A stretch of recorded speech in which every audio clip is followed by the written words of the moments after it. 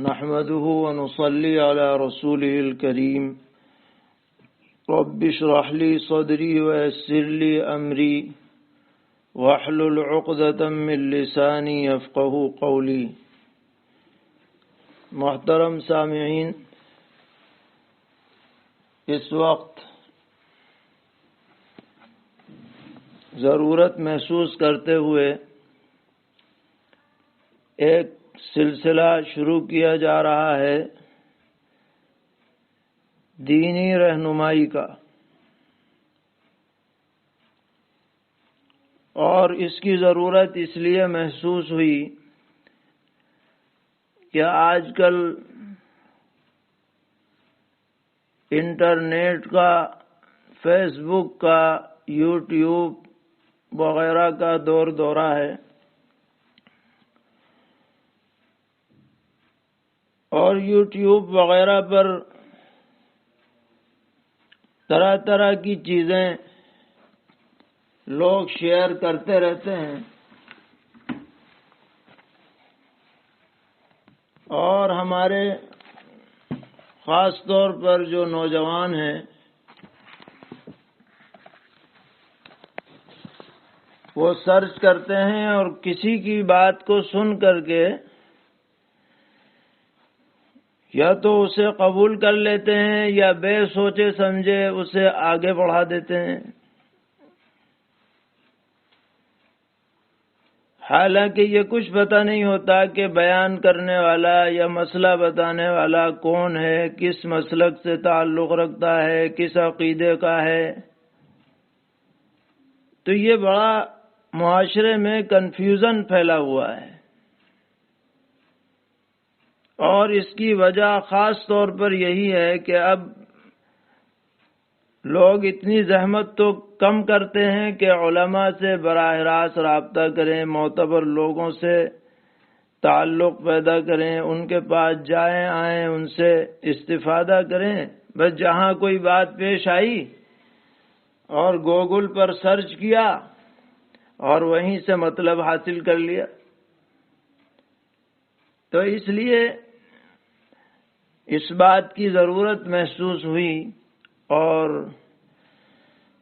الحمدللہ کئی جگہوں پر ملک میں اور بیرون ملک ایسے اہل حق علماء کے گروپ بن گئے ہیں کہ جو اس ضرورت کی تکمیل کے لیے اپنی خدمات پیش کر رہے ہیں۔ اللہ تعالیٰ ان سبھی کے خدمات کو بے حد قبول فرمائے۔ تو اسی ضمن میں یہ پروگرام شروع کیا جا رہا ہے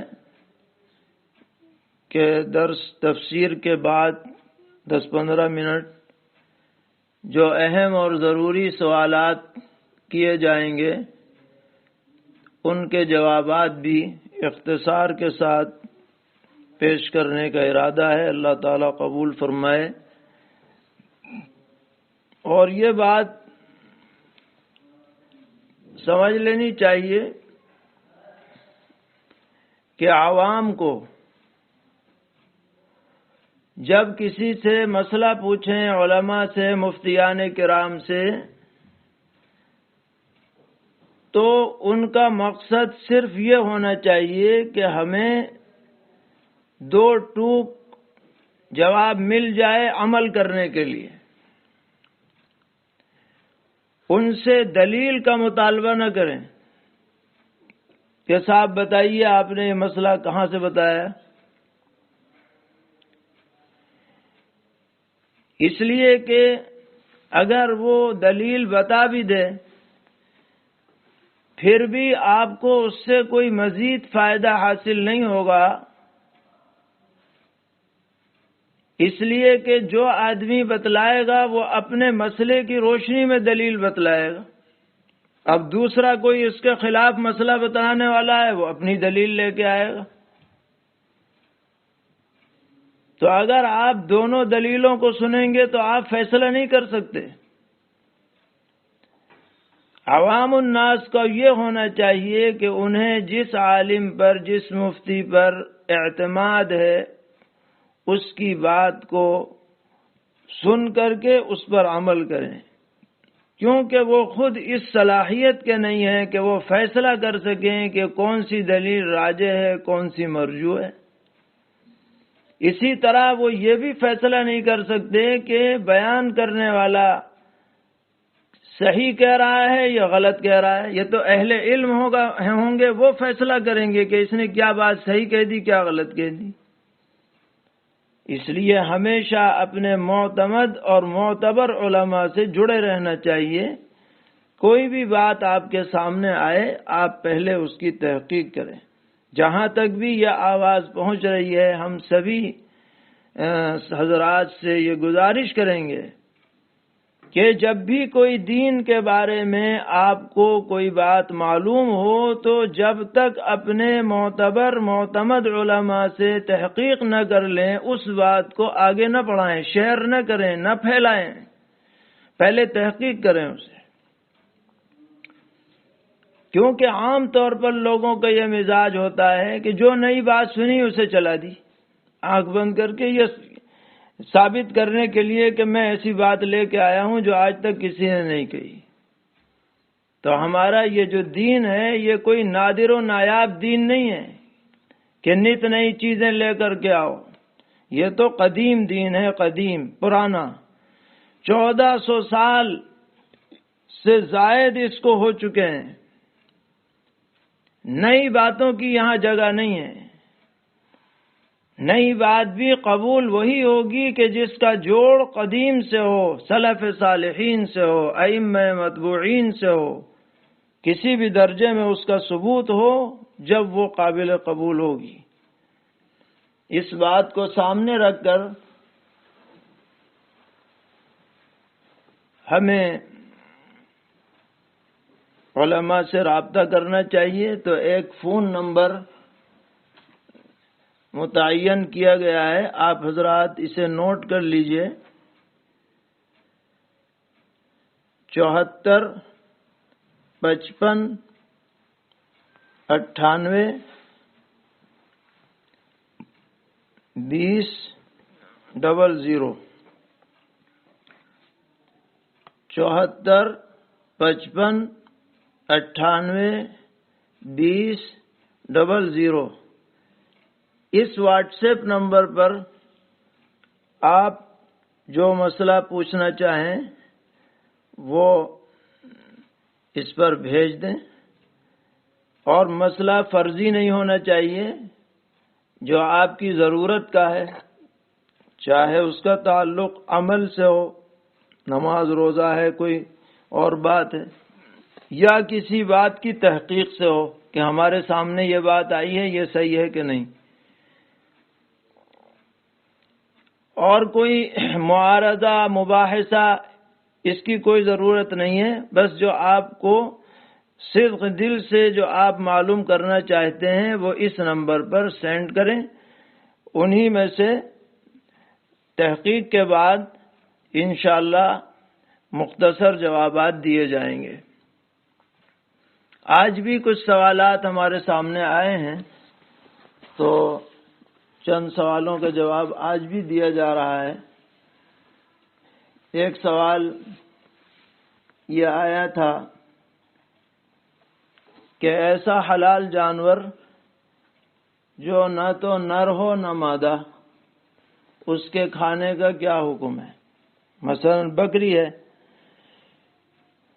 وہ نہ نر ہے نہ مادہ،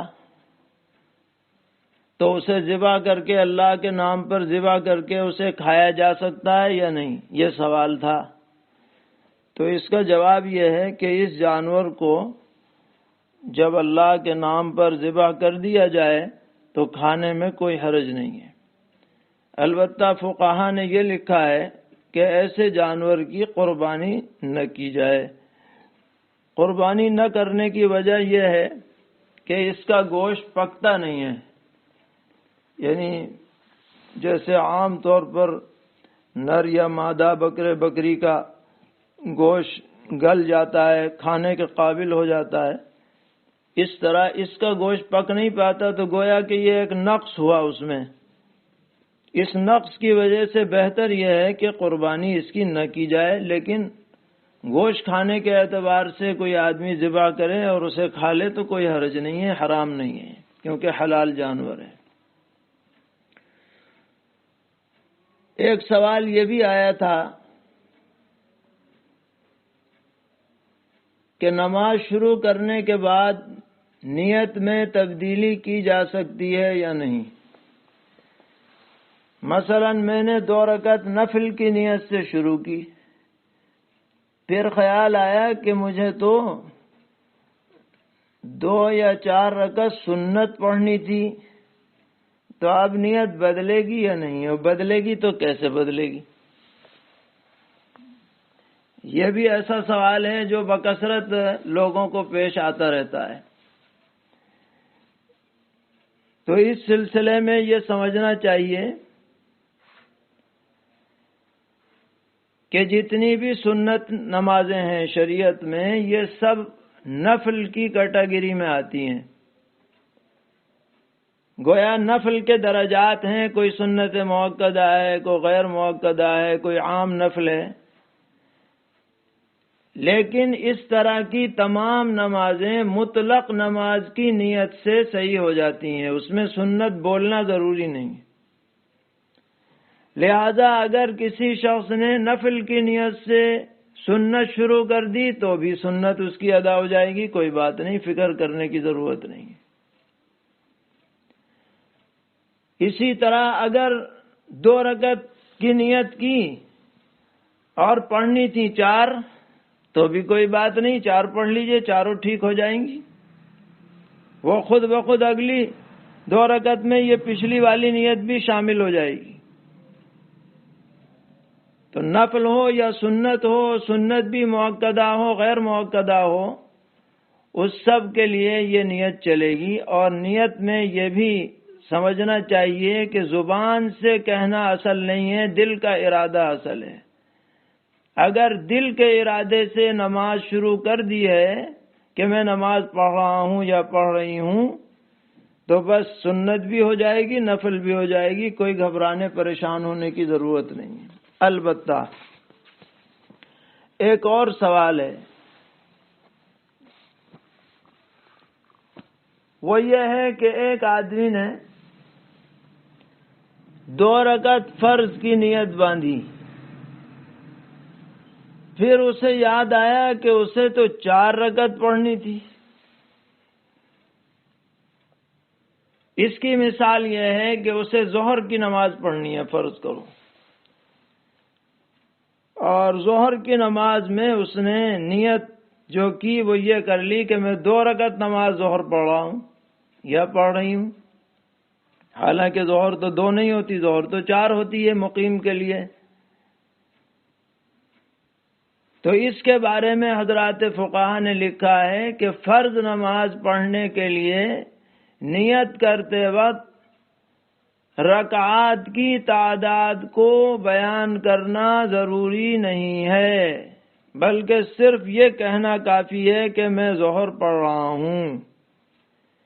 جب رکعات کی تعداد بیان کرنا ضروری نہیں ہے تو اگر اس میں کوئی غلطی ہو جائے تو یہ غلطی مضر بھی نہیں ہے۔ لہذا اگر غلطی سے ظہر کی 4 کے بجائے 2 رکعت کا دھیان آ گیا نیت میں، تب بھی ظہر 4 پڑھی جائیں گی اور چاروں درست ہو جائیں گی، کوئی بات نہیں ہے۔ شریعت میں اس میں گنجائش دی گئی ہے، بس اتنا کہنا کافی ہے، میں ظہر پڑھ رہا ہوں، میں عصر پڑھ رہا ہوں، مغرب پڑھ رہا ہوں۔ تعداد رکعات کا تذکرہ کر دو تو بھی حرج نہیں، اور نہ کرو تو بھی کوئی حرج نہیں، غلطی ہو جائے تب بھی کوئی حرج نہیں، مگر دھیان فرض کا رہنا چاہیے۔ آج ایک اور سوال آیا کہ کوئی انسان کیا کسی جنات کی اقتداء میں نماز پڑھ سکتا ہے؟ سوال یہ کیا گیا تھا کہ کسی جگہ پر تراویح ہو رہی تھی، تو وہاں کسی جنات نے پڑھنے والوں سے کہا کہ ہم بھی یہاں تمہارے ساتھ شریک ہوتے ہیں، تمہیں پتہ نہیں چلتا اور ہم میں بھی حافظ موجود ہیں، ایسا کرو کہ 10 تو تم لوگ پڑھا دیا کرو، 10 ہم پڑھا دیں گے۔ یہ سوال کیا۔ تو یہاں پر جواب یہ ہے کہ جنات کی 2 شکلیں ہیں۔ ایک تو یہ کہ وہ نظر نہیں آ رہے، ہوا میں ہیں، تو ان کی امامت صحیح نہیں، کیونکہ امام تو وہ ہونا چاہیے جو پتہ تو چلے کہ امام ہے۔ نظر آ نہیں رہے، ویسے ہی امامت کر رہے ہیں، تو یہ امامت نہیں چلے گی۔ البتہ کوئی جنات انسان کی شکل میں آ جائے، ہماری جیسی شکل میں آ جائے، اور بالفرض ہمیں پتہ بھی چل جائے کہ یہ جنات ہیں، اور وہ امام بنے اور ہم اس کے مقتدی بنے، تو اس کی گنجائش ہے۔ علامہ شامی رحمۃ اللہ علیہ نے لکھا کہ اس لیے گنجائش ہے کہ جس طرح انسان احکام شریعت کے مکلف ہیں، اسی طرح جنات بھی مکلف ہیں، ان پر بھی نماز فرض ہے جیسے ہم پہ فرض ہے، لہذا وہ اگر ہمیں پڑھائیں تو ہماری نماز ہو جائے گی، مگر یہی شرط ہے کہ وہ ہماری جیسی شکل میں آئے، انسانوں کی شکل میں، اور شریعت کے مطابق وہ نماز پڑھائے، شریعت کے تمام شرائط کو پورا کرتے ہوئے۔ ایک سوال یہ بھی کیا گیا کہ روزہ رکھنے کے بعد میرے گردے میں شدید درد ہوا، تو کیا اگر درد روکنے کے لیے انجیکشن لگایا جائے تو روزہ رہے گا یا نہیں رہے گا؟ تو جواب یہ ہے کہ انجیکشن سے روزہ نہیں ٹوٹے گا، ایسی حالت میں انجیکشن لگایا جا سکتا ہے، کوئی حرج نہیں۔ اسی طرح ایک سوال آج یہ بھی آیا کہ فجر کی نماز کے بعد روزہ رکھنے کے حالت میں خود بخود قے ہو گئی، تو اس سے بھی روزہ نہیں ٹوٹا۔ خود بخود قے ہونے سے روزہ نہیں ٹوٹتا ہے، ہاں عمدن قصدن قے کی جائے، منہ بھر کر کے ہو جائے تو روزہ ٹوٹے گا۔ اللہ تعالی ہم سب کو صحیح سمجھ عطا فرمائے، دین پر چلنا آسان فرمائے، ہر قسم کی گمراہی اور غلطیوں سے ہماری حفاظت فرمائے۔ وصلی اللہ تعالی علی خیر خلقہ محمد وآلہ واصحابہ اجمعین۔